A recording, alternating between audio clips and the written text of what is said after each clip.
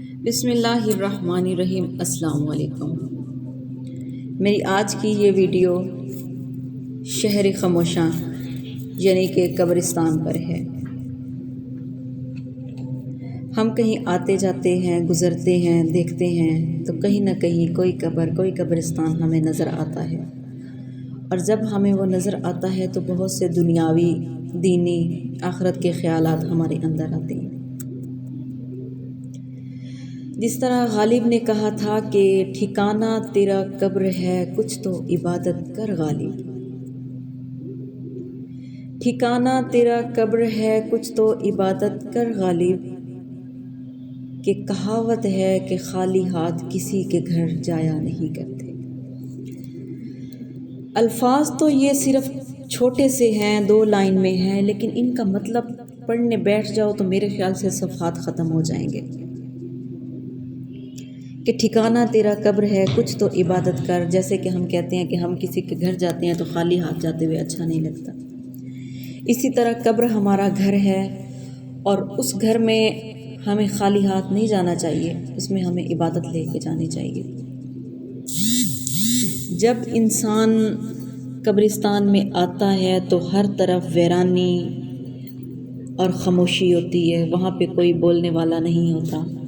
ہمیں صرف مٹی کی ڈھیریاں نظر آتی ہیں، جو کہ کبھی ہمیں بہت عزیز ہوا کرتے تھے وہ لوگ، اور وہی مٹی کی صورت میں نیچے پڑے ہوتے ہیں اور ہم گزر رہے ہوتے ہیں، کیونکہ اللہ تعالیٰ نے فرمایا ہے کل نفس ذائقۃ الموت، ہر نفس نے موت کا ذائقہ چکھنا ہے۔ ہماری آخری آرام گاہ، ہماری جو آخرت ہے، آخری گھر ہے، وہ قبر ہے۔ دنیا داری میں تو ہم اپنے گھر کو بڑی نفاست سے سجاتے ہیں، صفائی ستھرائی کا خیال رکھتے ہیں کہ یہ ہمارا گھر ہے، ہم نے اس کو صاف ستھرا رکھنا ہے، تو اسی طرح سیم ہم نے اپنے اگلے گھر کی بھی تیاری کرنی ہے، اسے بھی صاف ستھرا رکھنا ہے۔ وہ اندھیرا ہے، اس میں روشنی ہم نے لے کر جانی ہے، پھول ہم نے لے کر جانے ہیں۔ ہم اپنی عبادت، اپنے کردار، اپنے عمل سے اس شہر خاموشاں میں، اس ویرانی میں رونق لے کے جائیں گے۔ یہ وہ شہر خاموشاں ہے جہاں پہ کوئی بولنے والا نہیں ہے۔ یہ وہ شہر خاموشاں ہے جس میں کئی گھروں کی رونقیں، کئی خان سکندر، کئی راٹھ، کئی نواب، کئی مئو کے لال، کئی بہنوں کے شہزادے، کئی گھروں کی رونقیں جو کبھی کسی گھر کی رونق ہوا کرتے تھے، جو کبھی کسی گھر کے چراغ ہوا کرتے تھے، اس گھر میں موجود ہیں۔ کئی بھائیوں کی شہزادیاں، کئی ماؤں کی پریاں، کئی باپوں کی پریاں اس گھر میں موجود ہیں۔ یہ ویران ہے، اس گھر میں بولنے والا کوئی نہیں، یہ خاموش شہر ہے، یہ ویران شہر ہے، اس کی رونق ہم نے خود لے کر جانی ہے۔ ان راٹھوں، ان نوابوں کو اس خاموشی نے کھایا، اس مٹی نے کھا لی ہے، اس کو ہم نے خود سنوارنا ہے، اللہ کی محبت سے، اپنے نیک اعمال سے، اپنے کردار سے، اپنی عبادت سے ہم نے اس کو سنوارنا ہے۔ جس طرح ہم دنیا داری کے کاموں کے لیے وقت نکالتے ہیں، دیکھ لیں کہ ہم اگر ہماری کوئی نوکری لگی ہوئی ہے، کوئی ڈیوٹی لگی ہوئی، تو ہم کیا کرتے ہیں، ہمیں پتہ ہے ہم نے ٹائم پہ پابندی کرنی ہے، ہم نے صبح اٹھنا ہے، فریش ہونا ہے، تیاری آفس کے لیے کرنی ہے اور جانا ہے۔ جس طرح ہم دنیا داری کے کاموں کے لیے ٹائم نکالتے ہیں، اسی طرح ہم اگر یہ سوچ لیں نا کہ اس خاموش شہر کا حصہ ہم نے بھی بننا ہے اور رونق ہم نے خود لے کر جانی ہے، ورنہ یہ ویرانی اور خاموشی ہمیں بھی اسی طرح رکھے گی مٹی کے نیچے، تو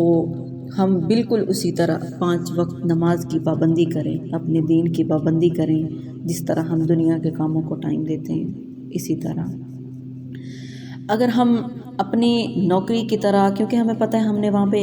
جانا ہے، ہم نے کمانا ہے، ہم نے کھانا ہے، ہم نے پینا ہے، ہمارا چولہا جلنا ہے، ہمارے گھر کا راشن آنا ہے، اگر ہم یہی سوچ لیں نا کہ اگر ہم 5 وقت کی نماز پڑھیں گے، اللہ تعالیٰ کی عبادت کریں گے،